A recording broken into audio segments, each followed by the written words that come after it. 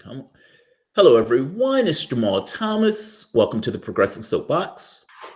Guys, I have an amazing show today. I have Professor Richard Wolff. Richard Wolff has been professor of economics his adult life. He is currently professor of economics emeritus at University of Massachusetts Amherst, where he taught economics from 1973 and 2008.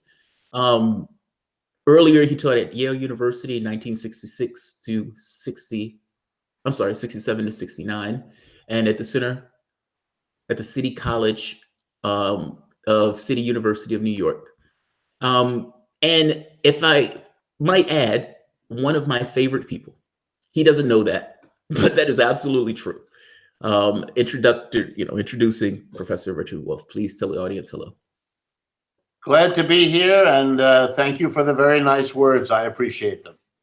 So I have 3 items, and so I'm going to try to keep this relatively short because I don't want to keep you long. At first, before I start, I'm going to get the opportunity to say it. Like I said, you're one of my favorite people. You've absolutely influenced what I consider to be a workable point of view. There are very few people who I have on that list: James Baldwin, King, Fresco, Howard Zinn, Chomsky. And I don't mean from the sense of, believe this, but more so from the sense of how to process the world, like how to put the world together in a way that makes sense, especially from the standpoint of economics. You're my guy for that. So first, I want to say thank you. Second point, worker co-ops. Now, we've been on the show and we've discussed the worker co-op thing before. Can you give people just a basic idea of what it is? Because I suspect that everybody knows what it is at this point from the standpoint of my show, but just in case some random person has wandered here and they're like, oh my God, what the hell is this? Please give a basic understanding of what those are. Sure. Let me get at it this way. First of all, the worker co-op is an idea that is very, very old. That is, as far back almost as we have records of human history. There have been efforts by people, and this is true on every continent of the world and virtually every historical period. There have been people who chose not to get together to produce goods and services in the dominant way of their times. What that means is they didn't set themselves up as masters and slaves, or they didn't set themselves up as lords and serfs, or they didn't set themselves up as employers and employees. They rejected all of those kinds of systems, even if they were surrounded by them, and they decided to organize the work process, the way you go about together with other people to produce the goods and services without which we can't live: food, clothing, shelter, all of it. And for lack of a better term, I'm going to call it worker co-op. Different cultures and different historical periods had different names for it. But the basic idea was that work should be undertaken as a community of people. It should be undertaken by people who are working together. They can divide the labor up amongst themselves in any possible different way, but that they are fundamentally all equal. And they're going to get together and they're going to make their decisions together. And by decisions, I mean, what are we going to produce? How are we going to go about producing it? Where exactly is the production going to take place? And how do we dispose of the product when we're finished together making it? And that includes, how do we distribute whatever wealth it is that we've created?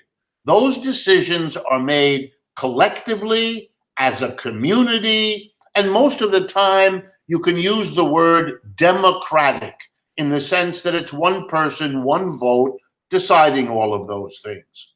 So there is no boss compared to everybody else. Or another way to say it, the working people in a worker co-op are their own boss. You do a particular task, that's part of your job, and another part of your job is to be the collective owner, operator, designer, director. You're part of the collective of all the workers who together decide what happens and who own the results. And essentially, people. Oh, I'm sorry. well, let me continue. So even in the United States today, and certainly in the United States throughout its history, there have been worker co-ops. You just have to know that you have to look for them. And once you know that that's a possibility, guess what? You find it everywhere. Let me give you just 2 or 3 examples from the United States right now, because I think people will probably be interested. In the Bay Area of California, there are several bakeries. One is called the Alvarado Street Bakery, and the other one is called the Arizmendi Bakery. For historical reasons, those are the names, but in both cases, groups of workers came together and had it in their mind, they don't want a hierarchy. They don't want bosses and a bureaucracy and then workers at the bottom who do the work. They wanted a democratic community of people working together. And they set up these businesses, which you can do under American law, as co-ops. There's a long history in the United States of the laws that allow these things to be set up and the procedures that you can follow. You don't have to invent this for yourself. There are plenty of models out there that you can get about people who have done this and been very successful. Both the Alvarado Street Bakery, which is, last time I looked, employs something in the neighborhood of 80 people, 80, have been around for decades. These are not young, new institutions. I picked them as examples because they've been around a long time. They have succeeded. They have been able to compete with capitalist bakeries that have a boss and an owner who's the employer, under whom are all the employees. In other words, sometimes people think, well, a worker co-op could not compete successfully with a capitalist enterprise, a kind of top-down hierarchical enterprise. That's simply not true. People who say that are either trying to get one over on you, or they're just ignorant. I mean, I can't tell, and it doesn't really matter. The Arizmendi Bakery is a set now, I believe, of 5 different bakeries. They've been so successful over the last 30 years that they went from 1 original bakery in the Bay Area to about 5 now, both in San Francisco and in Berkeley, and I believe I think there's one in Oakland, and so on. So these are examples of people in contemporary America who have owned and operated a collective democratic enterprise. They are able, by the way, when they need to go to a bank and borrow. Now, there are banks who look at this and will not lend money because they don't understand it. It's a different kind of system. You can't lend to a particular person because the company is all the people. And if you're going to lend money, you're lending them. For some banks, they get scared, they don't do it. But I can assure you, there are plenty of banks that have been doing this for a long time, have been able to get the interest paid and have the principal paid back. So there are banks that will lend money to you if you need it. There are accountants and lawyers who have helped set up these businesses that are available in the United States to help any group of workers that wanted to get that kind of process underway. It is an eminently feasible way to do business in the United States. Having said that, it is also true that they are rarer, they're more unusual in the United States than in a number of other countries. Let me give you 3 examples. 3 countries where there are many, many, many more co-ops than in the United States, totally and on a per capita basis, would be Italy, Germany, and Great Britain. So I'm picking countries that aren't all that different just to show you that co-ops can be very, very important.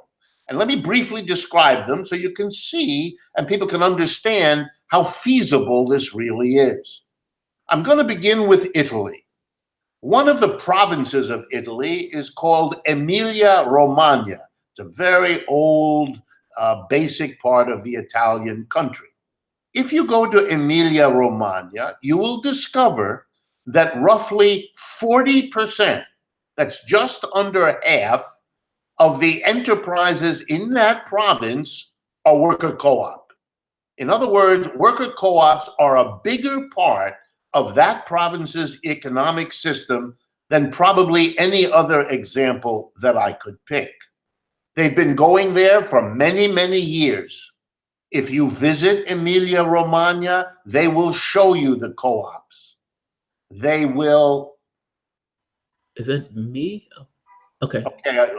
Are you hearing me? I'm here. Yeah. I'm back. Sorry. So if you go to Emilia-Romagna in Italy, you'll see an economy that's 40% co-ops, and you'll see how successful they are, how easily they are integrated with capitalist enterprises, etc. Another reason that Italy is an interesting example is because of the law in Italy. When I tell this story to Americans, they usually find it fascinating. In 1985, a law was passed by the parliament in Italy. It's called the Marcora, M-A-R-C-O-R-A, the Marcora law, after the name of the Italian legislator who pushed it through parliament. The law is still on the books in Italy. And here's what the law says. If you become unemployed in Italy, you have two choices. Number one, you can get an unemployment check, more or less like we do here in the United States. If you're unemployed, you go to the unemployment office, you get a check for 6 months or a year to help you deal with this problem. Italy gives you that option too. But in addition, Italy gives you a second option. You can choose as an unemployed worker to get the entire amount of your weekly check for the whole year or two that you're eligible in a lump sum right now, right at the beginning of your unemployment. In order to do that, you have to get at least 9 other unemployed people to make the same choice you're making. Wow. And you have to use that money as startup capital for a worker co-op. Wow, right. Wow. That's one of the reasons in Italy you have worker co-ops, because they're strong enough to get the laws to begin to favor them the way traditionally laws have favored capitalist enterprises. If you go to England, you'll see that co-ops are everywhere, and they're very old. They exist in agriculture, they exist in the services. They're a part of the British economic system, and they have been for a long time. But perhaps even more exciting is the commitment of the Labour Party, which is the second biggest party in England. And right now, the polls indicate that if there were an election today in Britain, the Labour Party would be the new government. Yes. If the Labour Party wins the next election, which they're trying very hard to do, they have made a commitment to do the following, which I think ought to blow your mind if you're an American particularly. They will pass a law, they're committed to this, they will pass a law which reads as follows. Every British business can stay in business in the way it is, unless and until they want to do any of the following things. 1, shut down, close, end their business. 2, sell out to somebody else, have a merger. 3, move out of Britain, move the company to some other part of the world. And 4, change from a company that isn't listed on the stock exchange to a one that is. Any of those 4 decisions made by a company can only be made, this law will say, after the company will be required to give their own workers what's called the right of first refusal. those workers must be offered the company so that they can buy it out from the current capitalists and convert it into a co-op.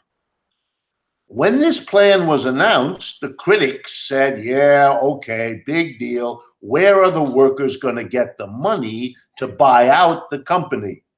Whereupon Jeremy Corbyn, the head of the Labour Party, smiled into the cameras and said, when we're in the government, we will lend the money to the workers to buy the companies, because we're going to build a worker co-op sector of the British economy, and that's how we're going to do it.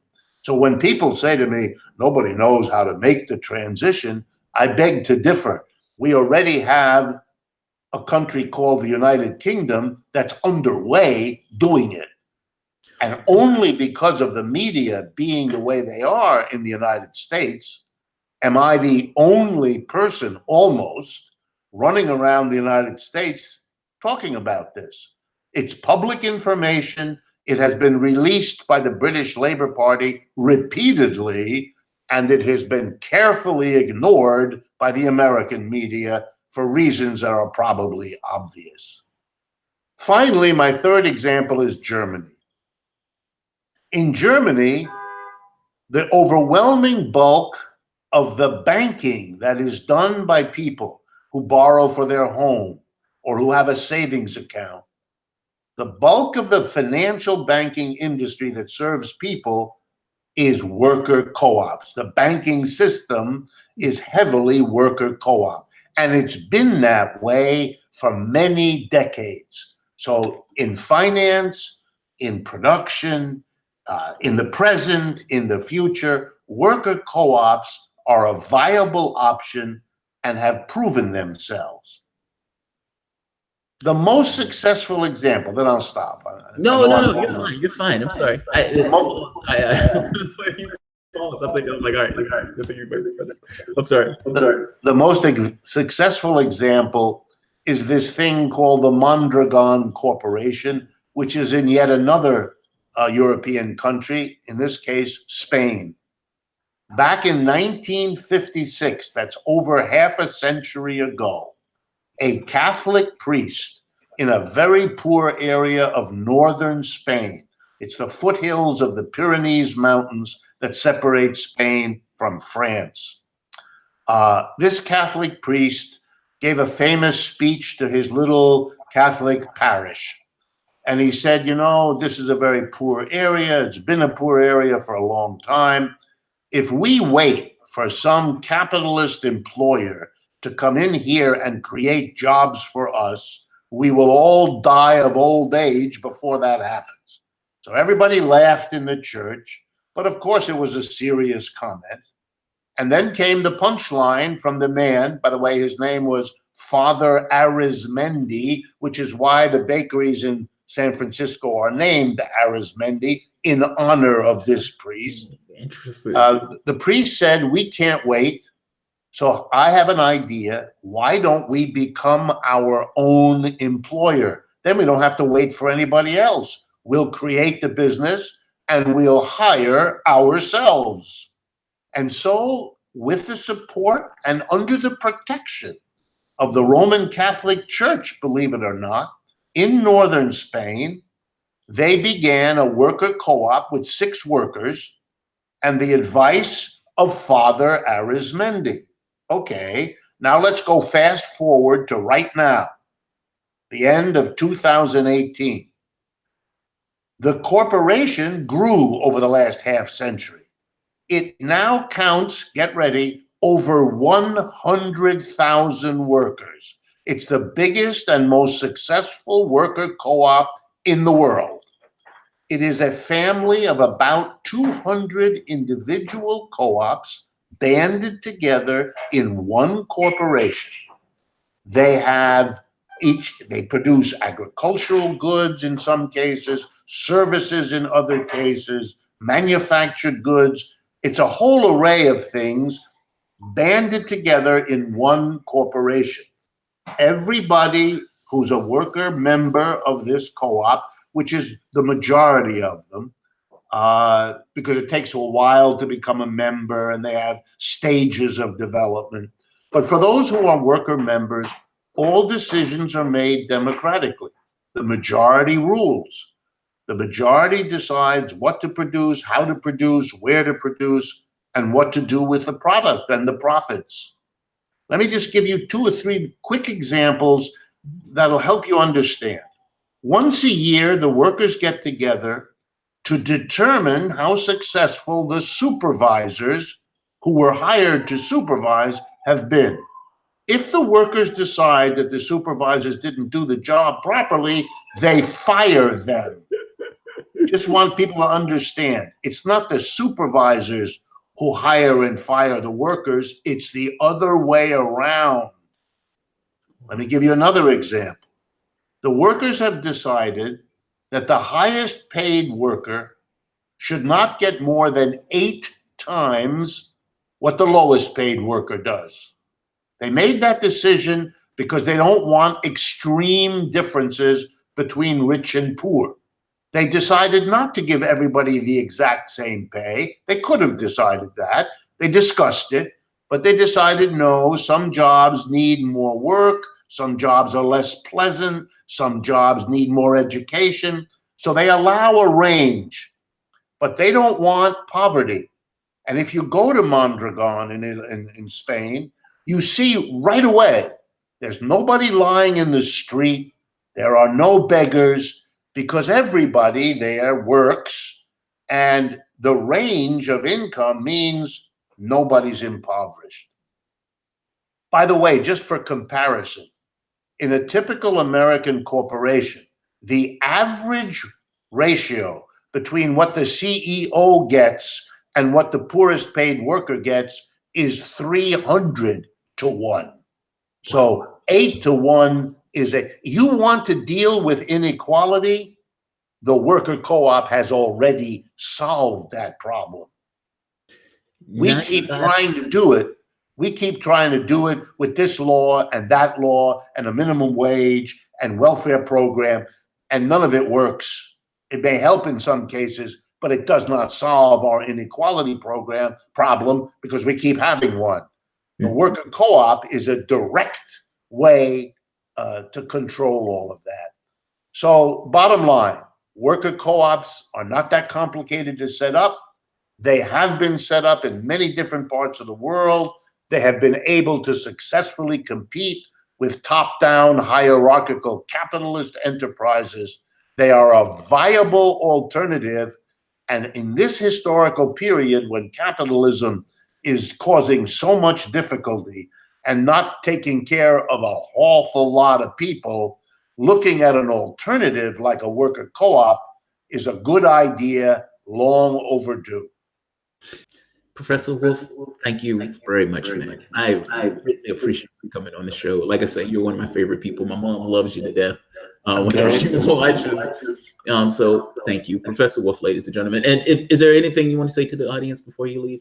No, but if anything that I have said or argued is of interest, we maintain a number of places you can go and follow the work that we do. So if you allow me, I'd like to mention them. Go for it. One of them is our websites. The simplest one is democracyatwork.info. It's all one word, democracyatwork.info. And the other thing is I do a regular weekly radio and television program. It's called Economic Update. It's available. You can get it on YouTube. We'd love for you to become a YouTube subscriber. Anybody who's interested, you just go to YouTube and look up Democracy at Work /Economic Update. That's the name of the program. And you can see the kinds of stuff I'm talking about. I do it every week. Very cool. All right, sir. Good to talk to you, and let's do it again in the future. Absolutely. Thank you. All right, guys, I'm going to end it here. You all have a good one. If you enjoyed the content, please feel free to share, like, subscribe. You can always support through PayPal or Patreon. Thanks all.